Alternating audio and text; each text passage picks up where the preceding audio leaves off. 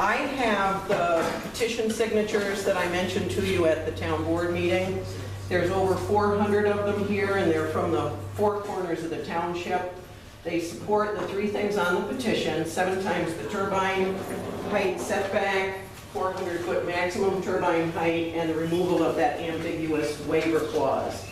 As I said at the board meeting, we all sincerely hope that you take this information to heart and use it to guide you in this process of developing a law that reflects and balances the needs and wishes of your constituents across the entire township.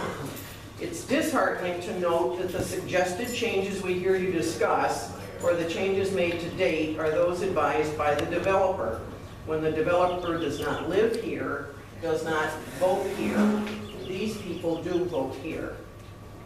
We will continue to work very hard to provide you input into this process, and I know from our brief experience out on the roads that we've only scratched the surface. The petition remains open, and quite frankly, it would be great to get a call from any one of you asking how the process is going. I promised also several folks that I'd let you know that these signatures represent a compromise. We had long and thoughtful discussions with many people that want further wind development in the town prohibited. But they came around and supported the concept of well-regulated development that these points in this petition represent. So I thank you for your time.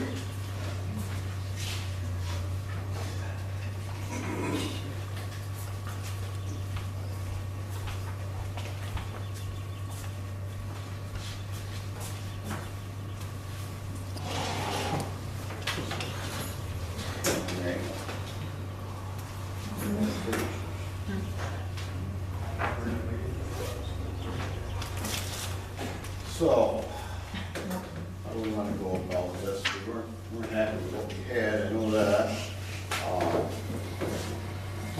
We want to go right through the law again?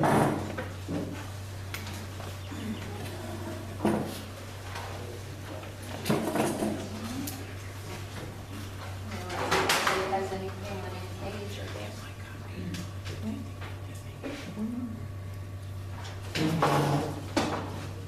Any notes, Greg?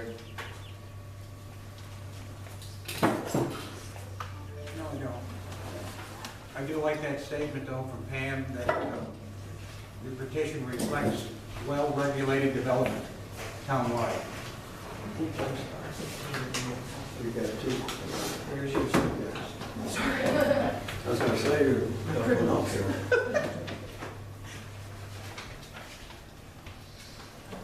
All right.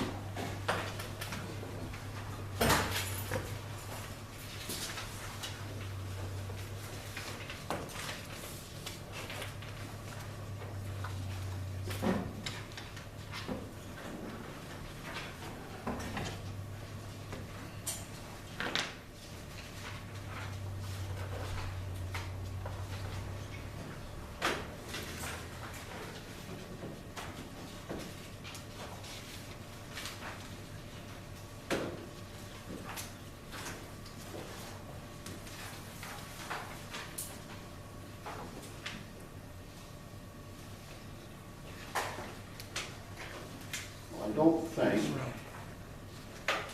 don't think we can have one law that covers the whole township. I don't think we can have the same setbacks everywhere. I think we gotta have some type of districts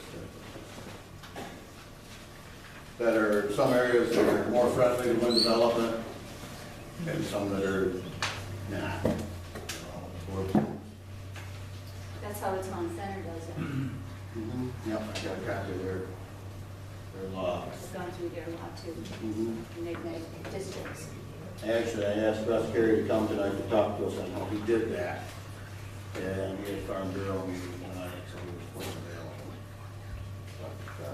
But, it seems like we've got to have something along those lines so that we can promote wind development, but yet protect the people. We should be able to do that.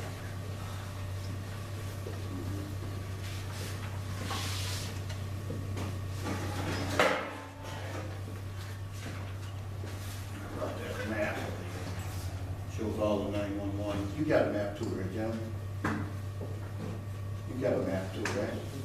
Well, it's one that I had from the county, but it's just showing all these surrounding townships.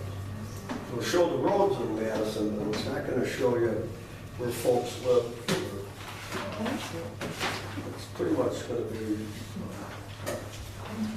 a pretty big map, and I used to use it for,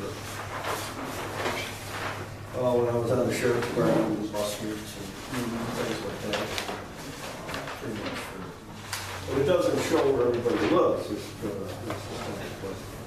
you got Hamilton, Madison, Brookfield, Lebanon, ED.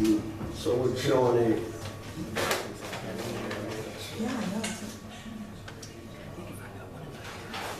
I don't know if we could put an overlay over something like this that could distinguish where residents live. Yeah, so it doesn't have the population at all. No, it's, but it shows the entire town and all our roads, lakes, but it's not a top map. I've got that here, that's the same as on the wall over there. That shows.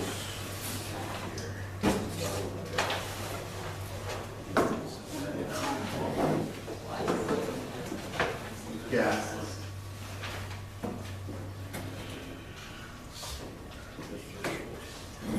There's Ronnie. This was up to Summer.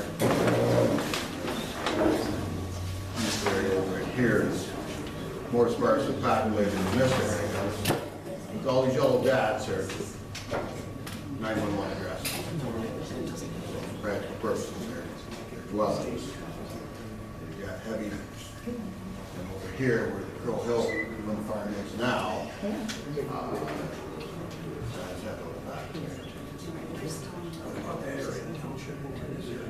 Here's Stone Road. See, this is Route 20, Center Road, Ford Line, that road and that. Something different. Right on it.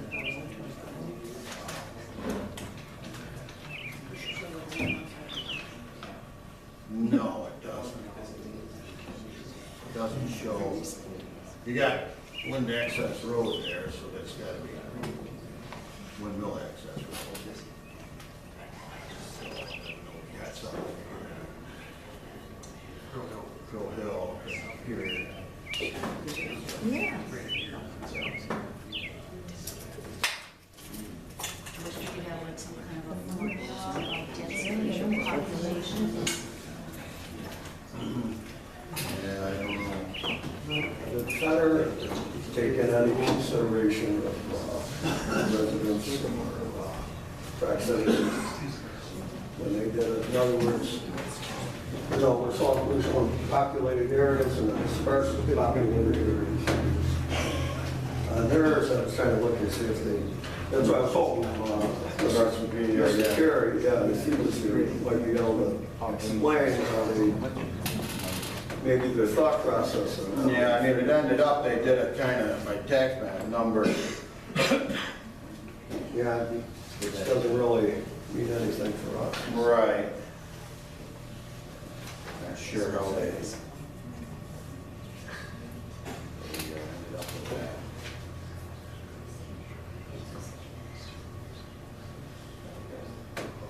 So their district is just where the windmills are now? Yeah. More road there, or is that? Yeah, during that district, yeah. They have very, like 1.5 times the setback in that area. If you're not in that area, you don't have it at all. I would think if we kept our setbacks town-wide, and in these areas, we made less setback, that's something that could work. Areas that are there, where the windmills are, they can, maybe repair it or whatever, and if expansion was to happen, it could be in that area.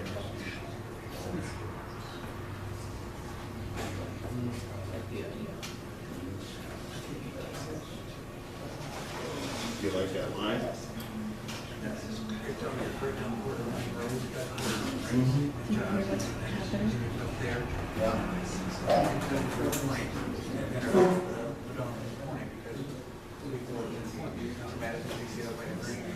Correct. Well, that's the least populated area in the township as far as residents go, right here, right? We're over here, just the opposite. Right. And I think if they're gonna have a well-regulated development, that's the place that you might wanna talk about putting windmills in that wind district. And you lower the setbacks for that area, and you keep the setbacks tight for this area. In other words, greater setbacks for the populated areas, for the non-populated areas. This would be saying for the same over in Straw Hill. Yes, we have existing windows up there, so you're gonna have to have a district here. So there's windows up here on Bird Road, Right. and over here. Then you'd have to establish one for that area too. So it must be go around through here someplace, bridge. Right. I'm stepping on your girl? Okay, give you something. So would we label these as like District A, District B, or would it just be windmill? We kind of have to, they have the same regulations. but- Correct.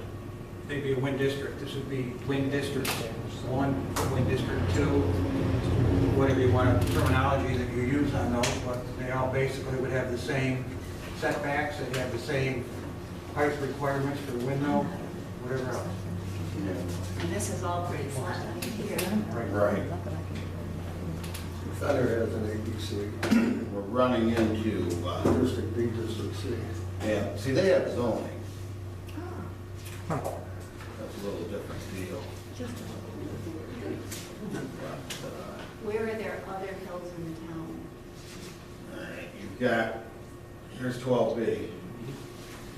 So here where I'm located. So you got up in here where they've talked about the stuff up in here. Just as long as they have, this is a lot of houses there.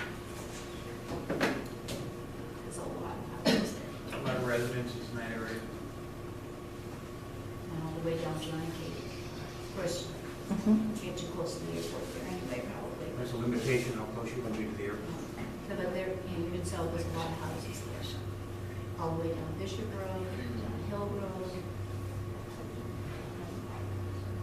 You can still have the waiver deal, so if the neighbors didn't care over there, if they wanted to do that, small development or whatever. Oh, speaking of that, we never did put waiver in our definitions, so we would need to add that in. Take it out.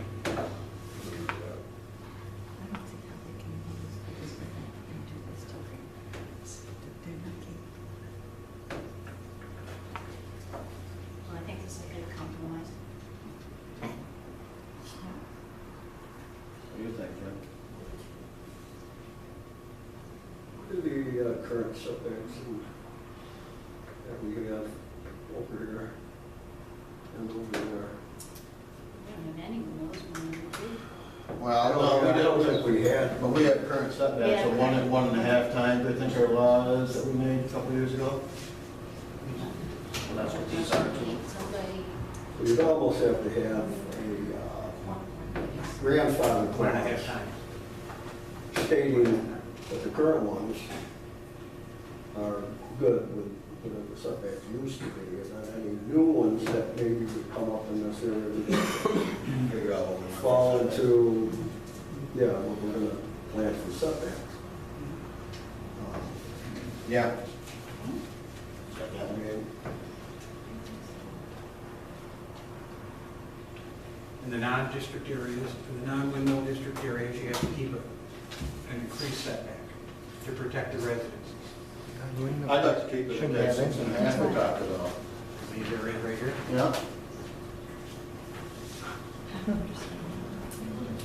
6.5 from the property line or 6.5 from a residence? You got to clarify that.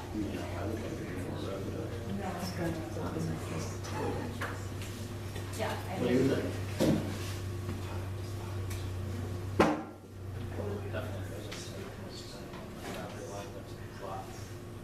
I think we'd have to put something in for a property line too, because say, if we have a 6.5 from a residence, and that takes it right to the boundary, right on the boundary of their property, we need to have some kind of setback so that there isn't a windmill 10 feet from their property line.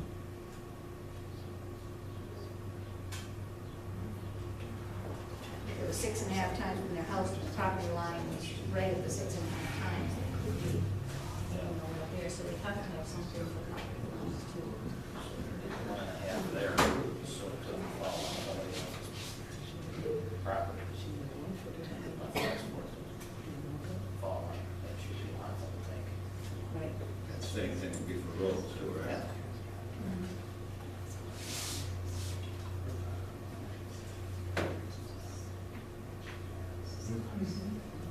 Petitions don't get No, I can't. done. Petitions don't get done. It's populated here, it almost goes to the south. Could, I mean, it's 500, we're doing 650, you know what I'm saying, we're 6.5, or if we keep it at 6.5, 6.5, we ended up, we figured out what's a half mile.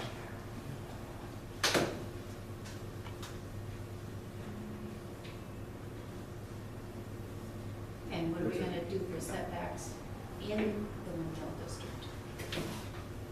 Why not? We know 1.5, it has to be minimum because of that, for safety reasons. Right. Is that what we want? Is 1.5, or do we want more, or? Well, I think the first thing we should do is establish the geographical area for the district, like this and this, and then these two areas that we have right now.